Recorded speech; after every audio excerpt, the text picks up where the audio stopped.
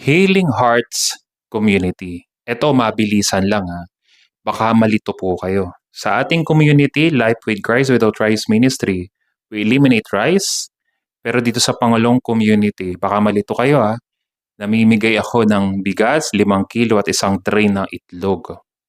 Why? Panoorin niyo po yung good news and bad news, yung nakalagay dun sa title nung video. Panoorin niyo po yun kung ano po yung reason po dun. So, ito po yung mga tao na balo, hirap talaga sa buhay, wala talagang kakayanan na makabili ng karne, mga may sakit sila, yung ilan po sa mga tinutulungan natin.